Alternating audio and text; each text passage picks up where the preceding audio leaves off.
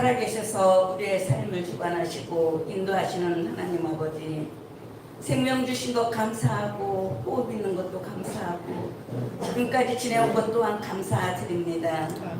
하나님을 알지 못했던 우리에게 말씀을 듣게 하시고 말씀을 깨닫게 하시고 하나님의 선한 마음을 닮아가는 당신의 자녀 삼아주시는 애 너무나 감사합니다. 오늘도 수요 예배의 자리로 불러주심에 감사드리며 이 예배 가운데 함께하여 주시고 감사드리며 이 예배 가운데 주님이 임재하시고 온 마음과 정성을 다하여 주 여호와를 찬양하는 시간이 되게 인도하여 주시옵소서. 사랑의 주님, 가문 깊으면 깊을수록 별은 빛나듯이 죄악으로 물들어 선악을 구분하지 못하는 흑암의 이 땅에 세우신 주님께의 성도들이 더욱 주님의 빛된 삶을 살게 하셔서 맛을 잃어 썩어져가는 이 땅에 소금의 역할을 잘 감당하는 주님의 참된 자녀들 되게 인도하여 주시옵소서. 이루의 주님, 주님이 주신 십자가를 대신 지고 가야 할 우리들이 오히려 세상 속으로 숨어버리려고 합니다. 주님의 자녀로서 오직 십자가만 바라보며 살게 하시고 믿음의 믿음을 더하여 주시어서 성경으로 돌아가는 역사가 있게 하시고 말씀의 권세가 회복되게 하시며 살아계신 하나님의 표적과 기사가 일어나는 교회 되게 하시고 주님의 심령으로 예수의 사랑을 전하는 시민교회가 되게 주님 도와주시옵소서. 원하옵기는 슬픈 마음이 있는 자들이 기쁨을 누리게 하시고 환난 당하는 자마다 주님의 위로가 함께 하시며 잃어버린 양들이 돌아오게 하시고 상처받은 마음들이 회복되게 하시며 버림받은 영혼들이 안식을 누리게 하옵시며 건강이 좋지 않는 성도들에게는 치료의 방선을 비추사 깨끗이 치유함을 얻게 하옵소서. 주님, 바라옵기는 저희 교회 본당기 모델이 시작되었습니다. 마치는 그날까지 사탄막이 틈나지 못하도록 지켜주시고 보호하여 주사 무탈하게 잘 끝낼 수 있도록 함께하여 주옵소서. 사랑해 주님, 이 시간 담에서 일신 주의 최정 목사님을 통하여 하늘의 귀한 음성을 들을 때에 신령한 은혜를 더하여 주시옵소서. 먼저 말씀을 전하시는 목사님을 강건케 하시옵고 성령으로 충만하게 하시며 말씀을 듣는 모든 성도들의 귀를 열어주사 우리를 향한 하나님의 음성을 듣게 하옵소서. 또한 성도들의 마음이 옥토같이 되어 말씀이 잘 심겨지고 열매 맺게 하셔서 차가라 미지근한 신앙이 아니라 초대교회 모습으로 열정을 주님께 뜨겁게 사랑하며 살게 하옵소서.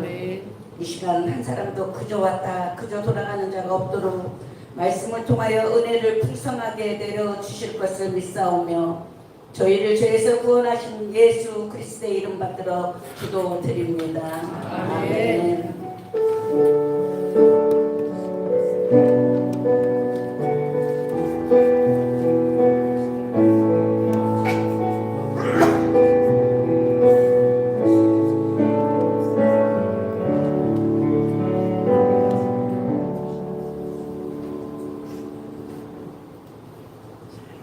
오늘의 말씀은 창세기 12장 1절에서 9절 함께 읽어보도록 하겠습니다.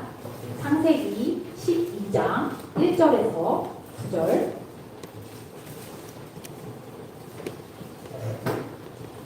번갈아 가면서 읽도록 하겠습니다.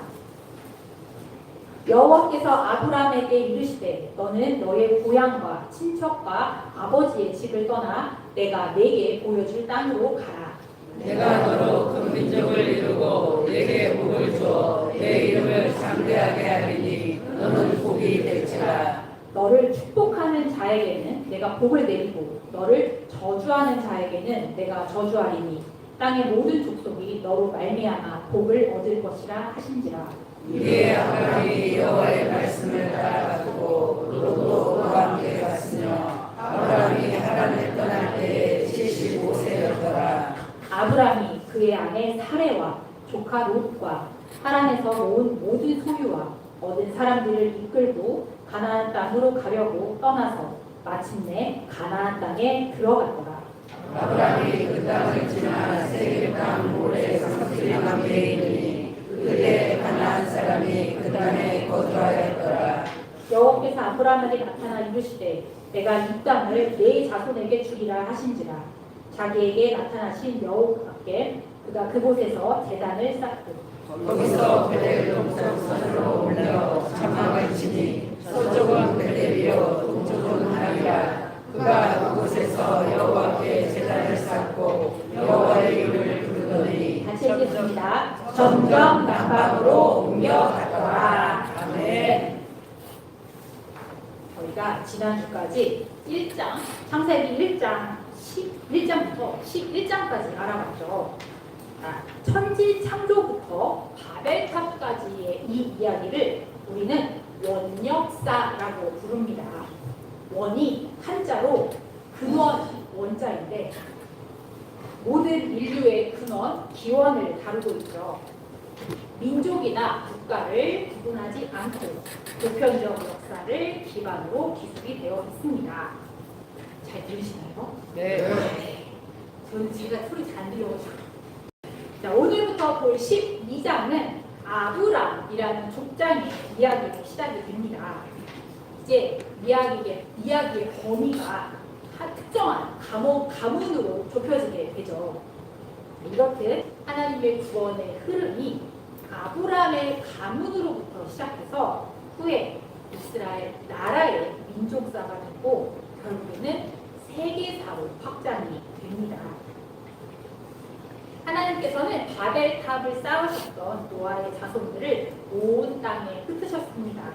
그리고 노아의 세 아들 중 셈의 자손에서 한 사람을 택하십니다.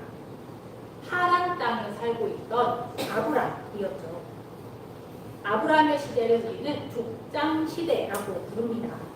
족장은 한 가정이나 부족의 우두머리입니다.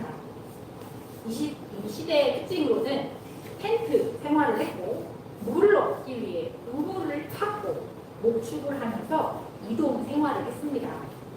이 유목 생활은 아브람, 이삭, 야곱 시대까지 이어집니다. 저희 오늘 본문 1절 함께 같이 읽어보겠습니다. 여호와께서 아브라함에게 이르시되 너는 너의 고향과 친척과 아버지의 집을 떠나 내가 너에게 보여줄 땅으로 가라. 당시 아브람은 갈대아 우르를 떠나서 하란에 머물고 있었습니다. 다음 지도 우르가 여기고 하란이 여기인데 우르는 지금 이라크이고 하란은 터키입니다. 이곳에서 하나님은 아브람을 부르십니다. 그리고 너에게 보여줄 땅으로 가라 말씀하시죠. 당시 우르와 하란이 굉장히 경제적, 정치적으로 안정된 곳이었습니다. 사회와 문명이 발달한 지역이었죠. 수메르 문명이라고 들어보셨나요? 이 문명이 인류 최초의 문명이다 알려져 있습니다. 우르, 처음에 이라크 지역, 그곳이 수메르 문명의 중심지입니다. 이런 신상도 있고 이게 법전이라고 합니다. 이때가 청동기 시대고 예수님 오시기 전 2000년에서 1500년 사이다라고 이야기를 하는데 그 당시 벌써 법전이 있을 정도로 발달한 문명이었습니다. 자, 그리고 하나님이 아브라함을 부르신 하란이라는 곳은 교역이 굉장히 활발한 곳이었습니다. 학문과 종교가 특별히 발달을 했었죠. 아브라함은 문명의 한가운데에서 안정되게 살았던 사람입니다.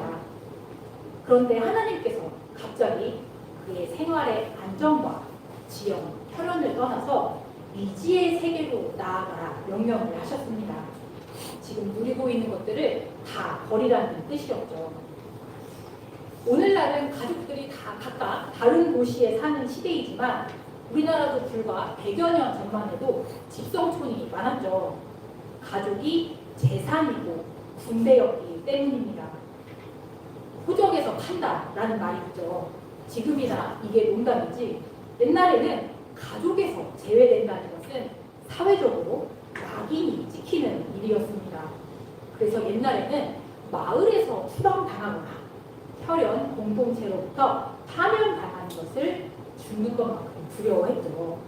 가족을 떠난다는 것 자신의 정체성을 잃어버리는 것과 같았기 때문입니다. 그런데 하나님께서는 아브라함에게 가족을 떠나라 하십니다. 누구의 아들, 누구의 손자로서 그 사회에서 누리던 모든 안전망과 혜택을 버리고 그곳에서 나와라 하셨죠. 다 내려놓으라 하십니다. 심지어 내가 보여준 땅도 아니고 보여줄 땅으로 가라 하셨죠. 목적지가 어디인지 말씀도 안 해주셨습니다. 아브라함은 불안하고 두려웠겠죠. 아마 그도 고민을 했을 겁니다. 하지만 결국에는 하나님께 순종하겠다 결심을 하죠. 2절 함께 읽어보겠습니다. 내가 너로 민족을 이루고 내게 복을 주어 내 이름을 창대하게 하리니 너는 복이 될지라. 하나님께서는 세 가지 약속을 주십니다. 네가 큰 민족을 이루고 약속의 땅을 차지하고 더 나아가 세상 모든 민족에게 흘러갈 복의 근원이 될 것이다 라는 약속이었죠. 그는 정든 고향을 떠나야 했지만 새로운 땅의 주인이 될 것이고 친척들을 떠나지만 새로운 민족의 아버지가 될 것이고 안락한 삶을 버리지만 세상에 복을 전하는 통로로서 쓰임받게 될 것이었습니다. 아브라함은 아무런 담보 없이 단지 하나님의 약속만 믿고 아내 사레와 조카 롯 그리고 모든 소유를 가지고 길을 떠납니다. 하나님이 가라고 해서 갔으면 어떻게 돼야 할까요? 아무 문제 없이 모든 것이 통통해야 할 것 같은데 마주한 현실은 그렇지 못했습니다. 분명 큰 민족을 이루겠다 하셨는데 계속 자식은 없었죠. 아내 사레가 아브람보다 10살이 어립니다. 그래도 출산이 가능한 나이는 아니었죠. 또한 극심한 가뭄과 기근을 겪었습니다. 이 기근을 피해 애굽까지 내려갔는데 심지어 그곳에서 아내를 뺏기를 원합니다. 13절 함께 읽겠습니다. 원하건대 그대는 나의 유일하라. 그러면 내가 그대로 말미암아 안전하고 내 목숨이 그대로 말미암아 보존되리라 하느라. 당시 애굽의 왕은 신으로 추앙받았습니다. 절대 권력자였죠. 아브람은 그가 두려웠습니다. 그래서 아름다운 자신의 아내를 누이라 하죠. 실제로 사례는 아브라함의 일곱 누이이기도 합니다. 그렇다고 해도 아내의 신분이 먼저지 누이 신분을 먼저 내세울 수는 없죠. 아브라함이 하나님을 온전히 신뢰하지 못했던 걸까요? 눈에 닥친 현실이 너무 무서운 나머지 인간적인 방법으로 살 궁리를 찾은 거다라고 볼 수밖에 없습니다. 제가 아브라함을 좋게 해석하고 싶어서 이 부분에 대해 긍정적으로 해석할 방법을 계속 생각해 봤는데 안 되더라고요. 결국에는 하나님께서 개입하시죠. 바로의 집에 태가 닫히는 재앙을 내리시며 사건은 마무리가 됩니다. 그런데 당황한 바로가 아브라함에게 따지죠. 분명히 누이라고 했지 않느냐? 어찌 아내라고 말하지 않았느냐? 바로는 나름 억울했습니다. 그런데 더 충격적인 건 똑같은 사건이 또 일어납니다. 오늘의 범인은 아닌데 창세기 20장을 보시면 이번에는 그랄 왕 아비멜렉이 예쁜 사라를 데리고 가죠. 이번에도 하나님이 개입하시어서 사라에게 가까이 하지 마라 아비멜렉에게 경고를 하십니다. 억울한 아비멜렉은 하나님께 아브라함이 나한테 누이라 했습니다. 나는 온전하고 깨끗합니다. 라고 합니다. 그리고 똑같이 아브라함에게 따집니다. 네가 분명 누이라고 하지 않았느냐? 그랬더니 아브라함이 사라는 정말로 나의 이복 누이입니다. 라고 대답을 합니다. 비겁한 변명이죠. 달갑지도 않는 대답입니다. 만약 사라가 듣고 있었으면 얼마나 기가 막혔을까 싶습니다. 그런데 이 사건들을 보면서 아브라함도 연약한 사람이었구나 깨닫습니다. 믿음의 조상, 복의 근원, 모든 것을 하나님께 드린 신앙의 본으로 우리는 생각하고 있죠. 그런데 이렇게 연약하고 흔들렸던 그의 인간적인 모습도 볼 수 있습니다. 하나님의 도우심으로 이제 사례와 함께 애굽에서 무사히 빠져나와 아브라함은 베델과 아이 사이에 머뭅니다. 지도 한번 펴주시겠어요? 우르에서 하란에서 구름 받아서 쭉 내려가서 기근을 피해 애굽에서 있다가 많은 재산을 이제 바로한테 얻어서 다시 이렇게 올라갑니다. 베델 근처에 자리를 잡습니다. 자, 이때는 조카 롯과 함께 살고 있었습니다. 그런데 좁은 땅 안에 많은 재산과 가축이 있었기 때문에 아브라함의 종들과 롯의 종들 사이에 다툼이 잦았죠. 그래서 아브라함은 롯과 헤어질 결심을 합니다.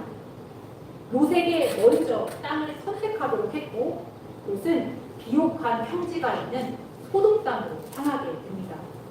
아브라함은 가나안 땅의 헤브론 근처로 이주를 하게 되죠. 창세기 14장 1절에서 2절 함께 읽도록 하겠습니다. 당시에 시나이 왕 아브라멜과 엘레사의 왕 아리오과 엘람 고돌라오베와 고이 왕 기다리 소돔 왕 베라와 고모라 왕 기르사와 아드마 왕 시낙과 소이 왕 세벨과 엘라고 소아람과 싸우니라. 어느 날 조카 롯이 적군에게 사로잡히는 사건이 발생을 합니다. 아브람은 자신의 집에서 길러 훈련시킨 318명의 병사들을 거느리고 추격해서 롯의 가족들과 재산을 무사히 되찾습니다. 이때 멜기세덱이라는 살렘의 왕이자 하나님의 제사장이 아브라함을 찾아와서 하나님을 찬양하고 빵과 포도주를 내밉니다. 14장 18절과 20절을 읽어보도록 하겠습니다. 살렘 왕 멜기세덱이 떡과 포도주를 가지고 나왔으니 이는 지극히 높으신 하나님의 제사장이었더라. 너희를 내 손에 주신 지극히 높으신 하나님을 찬송할지어다 하매 아브라함이 그 얻은 것에서 10분의 1을 멜기세덱에게 주었더라. 아브라함은 자신이 얻은 전리품 중에서 10분의 1을 멜기세덱에게 주게 됩니다. 이 장면이 성경에서 11조가 처음으로 등장하는 장면입니다. 모세를 통해 율법을 받기 전에 훨씬 전에 기록된 11조이죠. 15장 5절 함께 읽어보도록 하겠습니다. 그를 믿고 밖으로 나가라 이르시되 하늘을 열어 별을 셀 수 있나 하라. 또 그에게 이르시되 내 자손이 이와 같으리라. 하나님께서는 아브라함에게 하늘의 별처럼 많은 자손을 주시겠다 다시 약속을 하십니다. 근데 이에 아브라함은 하나님께 제물을 드리죠. 또한 하나님께서는 너의 자손들이 이방 땅에서 객이 되었다가 큰 제물을 들고 나올 것이다 알려주십니다. 애굽의 종살이를 미리 알려주신 것입니다. 15장 8절 같이 읽겠습니다. 그가 이르되 주 여호와여 내가 이 땅을 소유로 받을 것을 무엇으로 알리리까. 아브라함은 하나님의 언약에 대해 징표를 요구합니다. 이에 하나님께서는 3년 된 암염소, 순양, 비둘기를 준비해서 새는 가만두고 나머지는 반으로 쪼개어 언약 예식을 맺으시죠. 고대에는 짐승을 반으로 쪼개서 약속을 맺는 사람들끼리 한쪽씩 취하는 방법으로 예식을 했습니다. 하나님께서는 쪼갠 짐승의 사이로 횃불이 지나가게 하시어서 아브라함에게 약속을 박증하십니다. 이제 16장은 간단하게 정리를 해드리도록 하겠습니다. 16장은 사레의 권유에 따라 여종 하갈에게서 아들 이스마엘을 얻는 내용입니다. 이때 아브라함이 85세였습니다. 그런데 하갈이 임신을 하게 되자 자신의 주인 사레를 멸시했다라고 기록되어 있습니다. 멸시를 받아 화가 난 사레가 하갈을 학대하기 시작합니다. 참다 못한 하갈이 도망을 쳤는데 한 셈에 이르렀을 때 하나님께서 하갈에게 나타나 주십니다. 그리고 너의 자녀를 통해 큰 민족을 이룰 거다 약속을 주시죠. 하갈은 나를 살피시는 하나님이라고 고백하면서 그 셈을 부엘라 헤로이라고 불렀습니다. 오늘은 하나님의 명령에 순종해서 고향을 떠난 아브라함에 대해 대략적으로 함께 살펴보았습니다. 이 이야기는 우리 모두가 너무나 잘 알고 있죠. 우리가 함께 생각해 보고 싶은 것이 왜 아브라함이 선택받았을까입니다. 아브라함이 살던 우르 하란 지역은 이방 신앙이 강한 곳이었지만 그곳에도 분명 하나님 믿는 자들은 있었습니다. 노아의 자손들이 남아 있었으니까요. 그런데 하나님은 그 중에서 아브라함을 콕 집으셔서 일방적으로 자손, 땅, 복의 근원 이 세 가지를 약속하셨죠. 여기까지는 너무 은혜롭고 감사합니다. 그런데 하나님에게도 한 가지 조건이 있었습니다. 이 고향을 떠나라 였죠.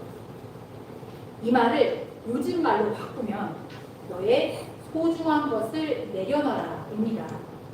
당시 고향을 떠난다는 것은 이와 같은 말이었습니다. 사회적 울타리와 안전 기반을 포기하고 어떤 일이 펼쳐질지 모르는 광야로 나가라는 뜻이죠. 게다가 하나님이 주신 약속들도 당장 이루어질 것들은 아니었습니다. 심지어 목적지도 말씀 안 하시고 앞으로 보여줄 땅으로 가라 하시니 안개 속으로 무작정 걸어가라는 말씀이었죠. 그럼에도 아브람은 누리고 있던 안정과 평안과 모든 기반을 다 내려놓고 하나님의 말씀을 따라 나아갔습니다. 내려놓으라 하니 내려놨습니다. 그런데 이게 얼마나 어려운 일인지 감이 오시나요? 신약에는 이런 이야기가 있죠. 한 청년이 예수님 앞으로 나아갔습니다. 그리고 물었죠. 예수님, 제가 무슨 선한 일을 해야 영생을 얻겠습니까? 예수님께서는 살인하지 말라, 간음하지 말라, 도둑질하지 말라, 거짓 증언하지 말라, 그리고 내 부모를 공경하고 이웃을 내 몸과 같이 사랑하라 말씀하셨죠. 청년은 기다렸다는 듯이 말합니다. 말씀하신 것을 내가 어려서부터 다 지켰습니다. 대단한 청년입니다. 누가 봐도 올바르고 정직하게 살아왔다고 볼 수 있죠. 내가 이렇게 살았다 당당하게 말할 수 있는 사람이 몇이나 되겠습니까? 아마 청년은 나 칭찬받겠지 싶었을 수도 있죠. 그런데 예수님은 아직 한 가지 부족한 것이 있다 하셨습니다. 그러면서 내게 있는 것을 다 팔아 가난한 자들에게 주라 하셨습니다. 이 말을 듣고 청년은 근심이 가득해서 돌아갔습니다. 왜 예수님께서는 칭찬을 받아도 마땅한 그 청년을 근심에 빠지게 하셨을까요? 청년은 율법에 적힌 명령들을 아주 성실하게 지켰던 경건한 사람이었습니다. 그는 이만하면 완벽하다 생각하며 살았겠죠. 그런데 예수님의 말씀에 허를 찔렸습니다. 이 청년이 끝까지 쥐고 있던 것 바로 재물이었죠. 예수님은 그에게 너는 하나님보다 더 중요한 것이 있는 사람이라는 걸 알려주었던 거죠. 아마 청년이 하나님을 재물보다 더 사랑했다면 예수님의 말씀에 시험 들지도 않았을 거고 애초에 예수님께서 그런 말씀을 하지 않으셨을 수도 있습니다. 아브라함이 선택된 이유 감이 오시나요? 하나님은 우리에게 많은 것을 주셨습니다. 사랑하는 가족, 살아갈 수 있는 재물, 이웃, 그리고 명예도 주시죠. 우리가 하나님의 뜻 가운데 이것들을 누리며 행복하게 사는 것을 주님 또한 기뻐하십니다. 그런데 그 누림에는 조건이 있죠.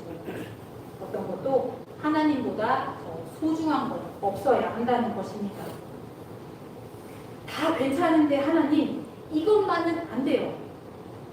이 말을 하는 심정을 우리는 충분히 이해할 수 있죠. 우리는 무엇과도 바꿀 수 없는 너무나 소중하고 귀중한 것을 다 가지고 있습니다. 그리고 그것은 하나님이 주신 축복이기도 하죠. 그런데 우리는 중요한 사실을 잊어서는 안 됩니다. 그것들 다 주님이 주신 거라는 사실 말입니다. 주신 이도 주님이시고 거두어가는 이도 주님이시고 다시 채우는 이도 주님이라는 그 사실을 잊지 않아야 합니다. 하나님은 네가 나를 따르려면 내가 준 거 다 버리고 홀홀단신 옷 한 벌 다 챙겨서 와라. 이렇게 말씀하시지 않죠. 하나님이 우리에게 원하는 것은 하나님만 바라보는 시선입니다.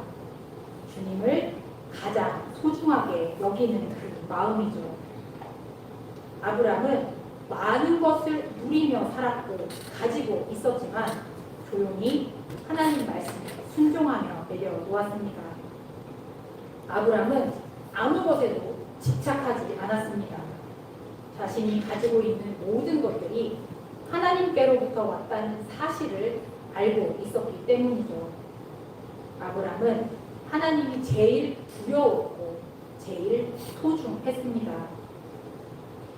예수님은 우리에게 먼저 그의 나라와 의를 구하라 말씀하셨습니다. 그리고 썩어 없어질 것들에 마음을 두지 말라 하셨죠. 하나님을 바라보면 그 모든 것들이 더해지기 때문입니다. 우리는 지금 어디를 바라보고 있나요? 신앙생활을 열심히 한다 하더라도 마음의 중심이 잘못되어 있다면 우리도 허를 찔릴 수 있습니다. 주신 이도, 거두시는 이도, 다시 채우시는 이도 모두 하나님임을 믿기를 바랍니다. 아멘.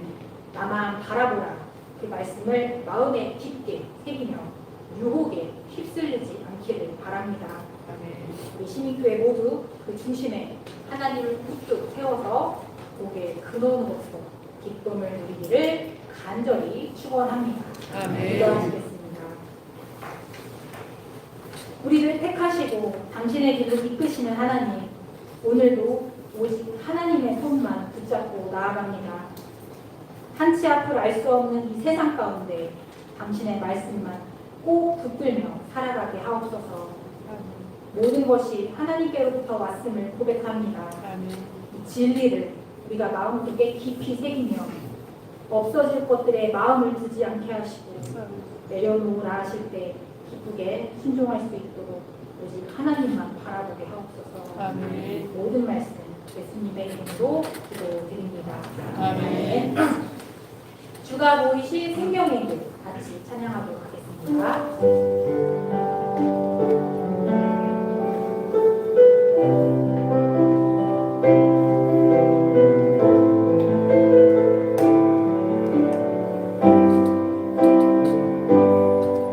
주가 보이신 생명의 길, 나 주님과 함께 사랑 만유를 이뤄 주님 앞에 나가리.